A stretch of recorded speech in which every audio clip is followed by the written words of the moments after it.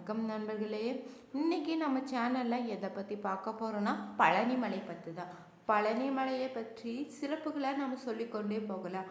அதில் நீங்கள் இதுவரையுமே அறிந்திடாத ஒரு சுவாரஸ்யமான பதிவு தான் இந்த வீடியோவில் பகிர்ந்திருக்கேன். இந்த வீடியோ உங்களுக்கு பயனுள்ள தகவல்கள் நிறைந்ததாக இருக்கும். அதனால் வீடியோவில் எந்த இடத்துலையுமே ஸ்கிப் பண்ணாமல் முழுமையாக பாருங்கள். மறக்காமல் நம்ம சேனலை சப்ஸ்கிரைப் பண்ணிக்கோங்க. லைக் பண்ணுங்கள், ஷேர் பண்ணுங்கள், கமெண்ட் பண்ணுங்கள். வாங்க வீடியோக்குள்ளே போகலாம். பழனி பார்த்தோம்னா தமிழ்நாட்டில் திண்டுக்கல் மாவட்டத்தில் உள்ள ஒரு நகரம் சொல்லலாம். பழனி மலையில் அமைந்துள்ள அருள்மிகு தண்டாயுதபாணி சுவாமி கோயிலும் முருகனுடைய அறுபடை வீடுகளில் ஒன்று.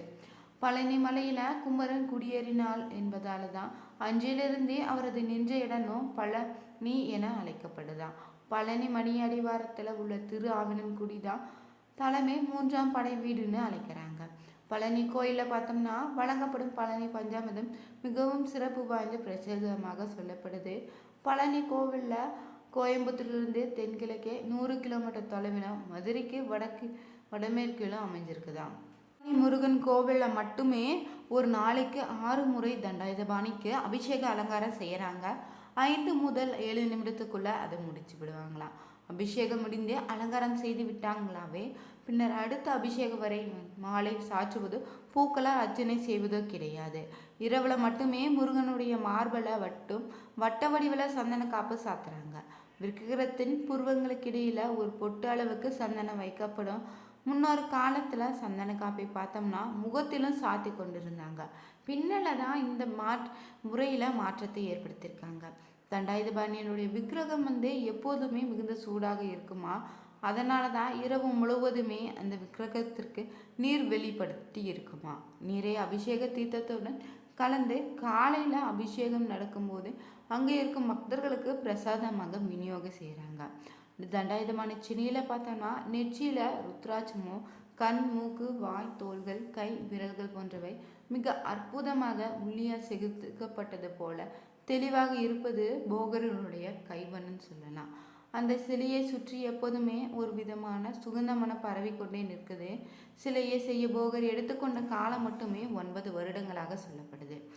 அம்பாள், முருகர், அகத்தியர் இவர்களுடைய உத்தரவுக்கு பின்னாடி தான் போகருமே இப்படி ஒரு சக்தி வாய்ந்த சிலையை செய்ய முயற்சி செய்து எடுத்தாராம். இதற்காக 40,000க்கும் மேற்பட்ட பல இடங்களையும் சென்று தேர்வு செய்து கொண்டு வந்திருக்காரு. 81 சித்தர்கள் இந்த நவபாஷணத்தை போகர் சொற்படி தயார் பண்ணியிருக்காங்களாம். போகர் இகபரத்தில் இருக்கும்போது தான் தன் மனைவிக்கு கொடுத்த வாக்கை நிறைவேற்றும் விதமாக தான் முருகனை மேற்கு திசை நோக்கி பிரதிஷ்டை செய்திருக்காரு. இதனால தான் மலைநாட்டில் உள்ளவர்களுக்கு பழனி முருகன் குலதெய்வமாக ஆனாராம். பழனிமலை முருகன் பார்த்தோம்னா பக்தர்களுக்கு ஆண்டி கோலத்தில் கருப்பாளித்து வராரு. அறுபடை வீடுகளில் முதல் வீடாக தான் பழனி திருக்கோயில் அமைஞ்சிருக்குது. இந்த கோயிலில் மட்டுமல்லாமல் இக்கோயிலின் சித்தர்களால் உருவாக்கப்பட்ட நவபாஷான முருகன் சிலையும் பல்வேறு சிறப்பம்சங்களை தன்னகத்தை கொண்டிருக்குதுன்னு சொல்லலாம். சிலையை அபிஷேகம் செய்து கொடுக்கப்படும் பிரசாதம் பல்வேறு உடற்பிணிகளை போக்கும் மறுமருந்தாக பயன்படுத்துகிறாங்க. தண்டாயுதபாணி விக்கிரகத்திற்கு 4 விதமான அபிஷேக பொருட்கள் மட்டும்தான் உபயோகப்படுத்துகிறாங்க. அவை என்னென்னு பார்த்தோம்னா நல்லெண்ணெய், பஞ்சாமிர்தம், சந்தனம், விபூதி மட்டும்தான். பன்னீர் மார்கழி மாதத்தில் மட்டும் உபயோகப்படுத்துவாங்களாம். இவையில் சந்தனமும் பன்னீர் தவிர மற்றவை எல்லாமே தண்டாயுதபாணியுடைய சிரசில் வைத்து உடனே அகற்றப்படுது. முடி முதல் அடி வரையிலான அபிஷேகம் பார்த்தோம்னா முழு அபிஷேகம் சந்தனத்துக்குமே பன்னீருக்கு மட்டும்தானா. சிறுசு விபூதி என்பது சித்தர் உத்தரவால பக்தர்களுக்கு வழங்கப்படுற ஒரு பிரசாதம். அது கிடைப்பது மிகவும் புண்ணியமாக சொல்கிறாங்க. ஒரு நாளைக்கு மட்டுமே 6 முறை தண்டாயுதபாணி அபிஷேகம் அலங்காரம் செய்யப்படுது. இது பார்த்தோம்னா 5 முதல் 7 நிமிடத்துக்குள்ள முடித்து விடுவாங்க. முருகர், அகத்தியர் இவர்களுடைய உத்தரவுக்கு பின்னாடி தான் போகரும் இப்படி ஒரு சக்தி வாய்ந்த நவபாஷான சிலையை செய்ய முயற்சி எடுத்திருக்காரு. இதற்காக பார்த்தோம்னா 4000க்கும் மேற்பட்ட மூலிகைகளையும் பல இடங்களில் சென்று தேர்வு செய்து கொண்டு வந்திருக்காங்க. 81 சித்தர்கள் இந்த நவபாஷானத்தை போகர் சொற்படி தயார் பண்ணியிருக்காங்களா.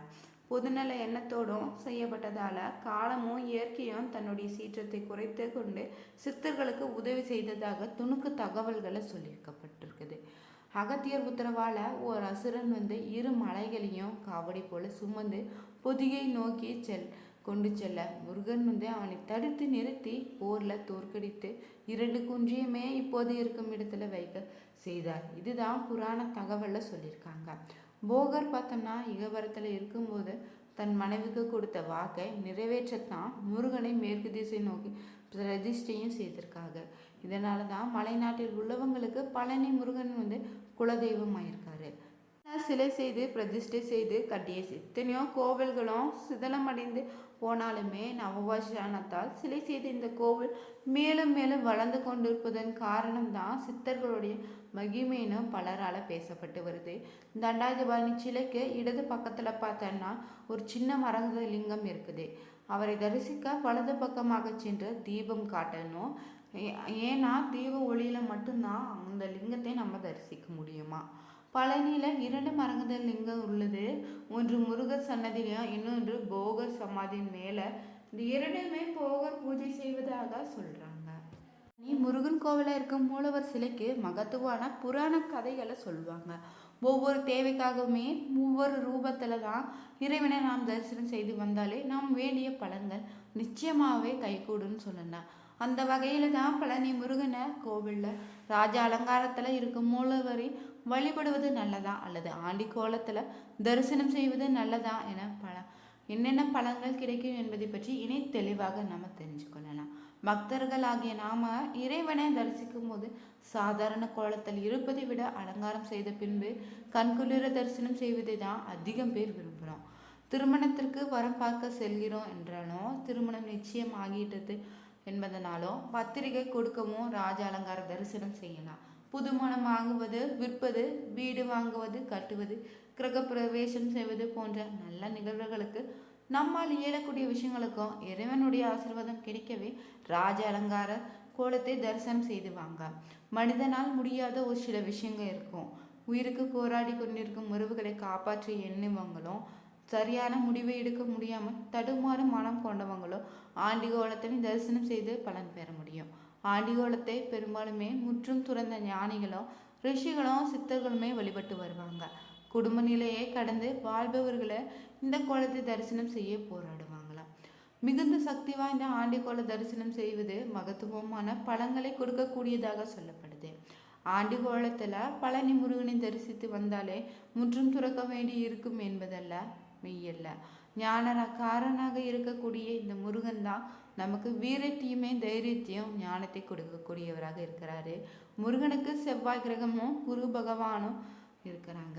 தீராத வழக்குகள் தீரமும் தீராத நோய்கள் விலகவும் தீர்ப்புகள் சாதகமாக அமைய நினைப்பவங்க, வழக்குகளில் உள்ள உங்கள் பக்கம் நியாயம் கிடைக்க போராடி கொண்டிருப்பவங்களும் முருகனை ஆண்டி கோலத்தின தரிசனம் செய்து வழிபட்டு வந்தாலே நல்ல பலன்களை பெற முடியும்.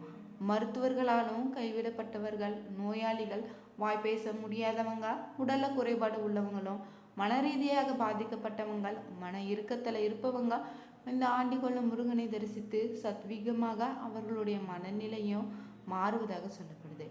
மனம் சாத்தம் முற்று சமத்துவம் பெற்று அமைதி அடையும். இதனால தங்களுக்கு ஏற்பட்ட குறைகள் அனைத்தும் நீங்கக்கூடிய வாய்ப்புகளும் அதிக பெறுவீங்க. இதனால தாங்க ராஜ அலங்காரத்தை காட்டிலுமே ஆண்டிக்கோலம் மிகுந்த விசேஷமான பலன்களை கொடுக்கக்கூடியதாக இருக்குது. அனைத்தையும் துறந்தவர்கள் மட்டும் அல்ல, உண்மையான பக்தியுடனோ ஆத்மார்த்தமாக ஆத்ம ஞானத்துடனே முருகனை மனதார வழிபட்டு வந்தாலே எவராயினாலும் சரி உரிய பலனை பெறுவாங்க. எடுத்து நேர்த்தி கடன் செலுத்தும் முறை எங்கே உருவானுச்சுன்னா இந்த பழனி மலையில தானா. அருள் நிறைந்த பழனி மலை மட்டுமல்ல, இங்கு அனைத்து முருகப்பெருமானின் அற்புத அருட்கருணை போற்றி கூறும் விதமாகத்தான் தங்கத்தேரை நாம் சொல்லலாம். பழனி முருகனுடைய அறுபடை வீடுகளிலேயே 2ஆம் படை வீடாக விளங்குது.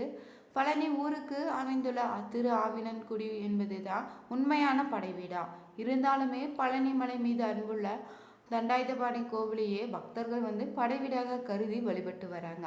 விஷயங்கள் பல நிறைந்த இந்த பழனி மலையை மருணகிரிநாதரும் திருப்புகள்ல பாடியிருக்காராம். இங்குள்ள மூலவர் கையில பார்த்தோம்னா தானம் ஏந்திய நிலையிலும் ஆண்டி கோலத்துல நின்ற கோலத்துல காட்சி அளிக்கிறாரு.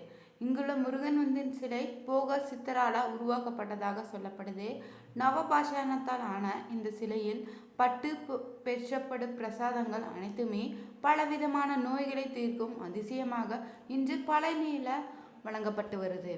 எல்லாம் முன்னேற்றத்தில் குறைபாடு இருக்கிறவங்களும் குலதெய்வ வழிபாட்டில் தடையும் தோஷம் இருப்பவங்களும் செவ்வாயினுடைய பாதிப்பு உள்ளவங்களுக்கும் பயனளிக்கிறதாக இருக்குது கருங்காலி மாலை.